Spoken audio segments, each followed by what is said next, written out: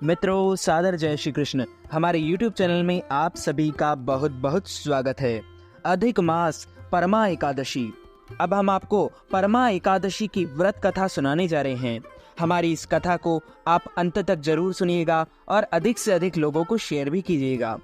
बोलिए श्री लक्ष्मी नारायण भगवान की जय, श्री वृंदावन बिहारी लाल की जय, श्री गिरिराज धरण की जय, बालकृष्ण लाल की जय, श्री श्याम सुंदर यमुने महारानी की जय, जगत गुरु श्री वल्लभाधीश की जय, गोसाई जी परम दयाल की जय, श्री गुरुदेव की जय, श्री लाडले लाल की जय, आज के आनंद की जय। एक समय की बात है, राजा युधिष्ठिर ने प्रभु श्री कृष्ण को प्रणाम करके उनसे पूछा कि हे प्रभु, मुझे कृपा करके अधिक मास पुरुषोत्तम मास कृष्ण पक्ष की कथा सुनाइए। भगवान श्री कृष्ण कहते हैं कि हे राजन, ध्यान पूर्वक सुनो। अधिक मास पुरुषोत्तम मास मल मास लौंद मास के कृष्ण पक्ष में जो 2 एकादशी आती है उसे परमा एकादशी, कमला एकादशी, पुरुषोत्तमा एकादशी के नाम से जाना जाता है। कांपिल्य नगरी में सुमेधा नाम का एक अत्यंत धर्मात्मा ब्राह्मण रहता था। उसकी स्त्री अत्यंत पवित्र तथा पतिव्रता थी। किसी पूर्व पाप के कारण वह दंपति अत्यंत दरिद्रता का जीवन व्यतीत कर रहे थे। ब्राह्मण को भिक्षा मांगने पर भी भिक्षा नहीं मिलती थी। उस ब्राह्मण की पत्नी वस्त्रों से रहित होते हुए भी अपने पति की सेवा करती थी तथा अतिथि को अन्न देकर स्वयं भूखी रह जाती थी और पति से कभी किसी वस्तु की मांग नहीं करती थी। दोनों पति पत्नी घोर निर्धनता का जीवन व्यतीत कर रहे थे। एक दिन ब्राह्मण अपनी स्त्री से बोला, हे प्रिय, जब मैं धनवानों से धन की याचना करता हूँ तब वह मुझे मना कर देते हैं। गृहस्थी धन के बिना नहीं चलती, इसलिए यदि तुम्हारी सहमति हो तो मैं परदेश जाकर कुछ काम करूं, क्योंकि विद्वानों ने कर्म की प्रशंसा की है। ब्राह्मण की पत्नी ने विनीत भाव से कहा, हे स्वामी, मैं आपकी दासी हूँ। पति अच्छा और बुरा जो कुछ भी कहे, पत्नी को वही करना चाहिए। मनुष्य को पूर्व जन्म में किए हुए कर्मों का फल मिलता है। सुमेरु पर्वत पर रहते हुए भी मनुष्य को बिना भाग्य के स्वर्ण नहीं मिलता। पूर्व जन्म में जो मनुष्य विद्या और भूमि दान करते हैं, उन्हें अगले जन्म में विद्या और भूमि की प्राप्ति होती है। ईश्वर ने भाग्य में जो कुछ लिखा है उसे टाला नहीं जा सकता। यदि कोई मनुष्य दान नहीं करता तो प्रभु उसे केवल अन्न ही देते हैं। इसलिए आपको इसी स्थान पर रहना चाहिए, क्योंकि मैं आपका विच्छोह नहीं सह सकती। पति बिना स्त्री की माता, पिता, भाई, ससुर तथा संबंधी आदि सभी निंदा करते हैं। इसलिए हे स्वामी, कृपा कर आप कहीं ना जाएं। जो भाग्य में होगा वह यहीं प्राप्त हो जाएगा। स्त्री की यह सलाह मानकर ब्राह्मण परदेश नहीं गया। इसी प्रकार समय बीतता रहा। एक बार कौंडिन्य नामक ऋषि वहां आए। ऋषि को देखकर ब्राह्मण सुमेधा और उसकी पत्नी ने उन्हें प्रणाम किया और बोले, आज हम धन्य हुए, आपके दर्शन से आज हमारा जीवन सफल हुआ। ऋषि को उन्होंने आसन तथा भोजन किया।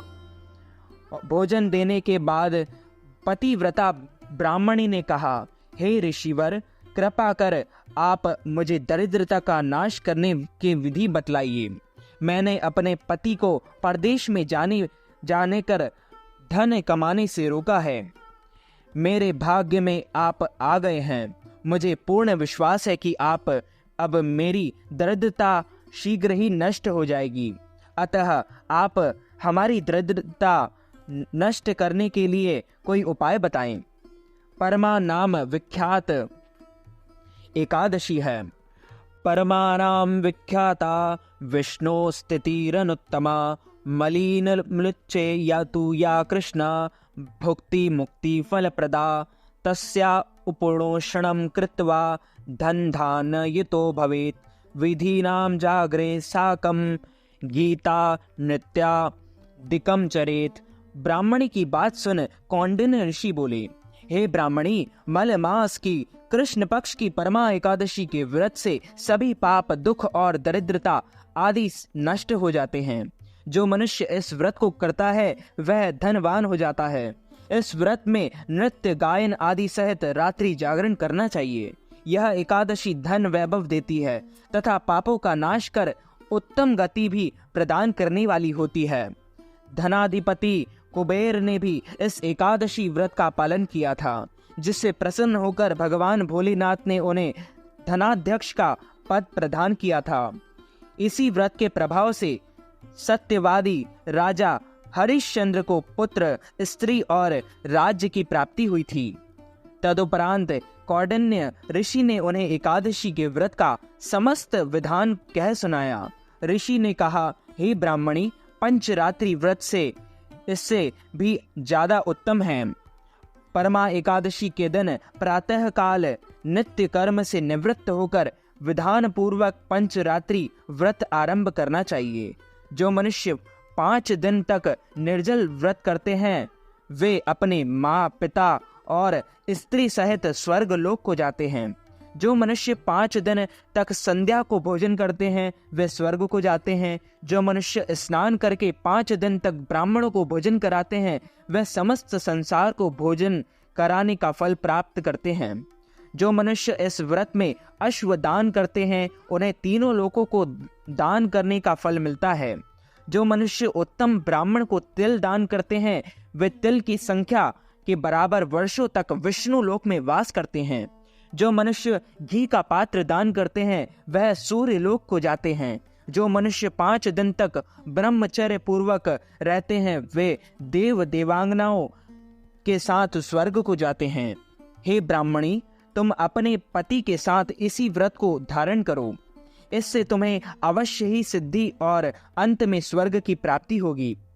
कौंडिन्य ऋषि के वचना अनुसार ब्राह्मण और उसकी स्त्री ने परमा एकादशी का 5 दिन तक व्रत किया। व्रत पूर्ण होने पर ब्राह्मण की स्त्री ने एक राजकुमार को अपने यहाँ आते देखा।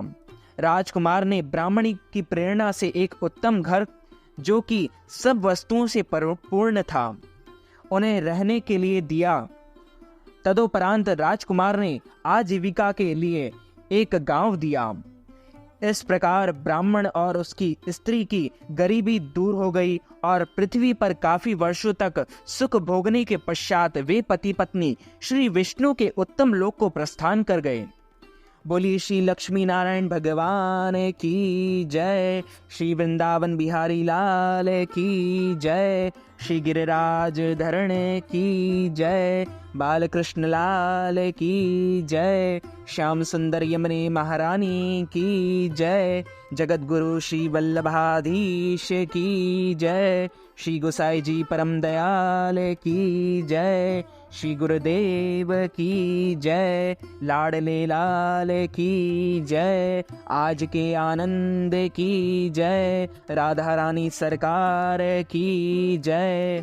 अच्युतम केशवम राम नारायणम कृष्ण दामोदरम वासुदेवम हरि श्रीधरम माधवम गोपिका वल्लभम श्री जानकी नायकम श्री रामचंद्रम भजे जानकी मनोहरम सर्वलोकनायकम श्री शंकरादि सेवितम पुण्य नाम कीर्तनम श्री राम राम राम राम राम नाम तायकम रामकृष्ण वासुदेव भक्ति मुक्तिदायकम हरे राम राम राम हरे हरे हरे कृष्ण कृष्ण कृष्ण हरे हरे श्री कृष्ण गोविंद हरे मुरारे हे नाथ नारायण वासुदेव।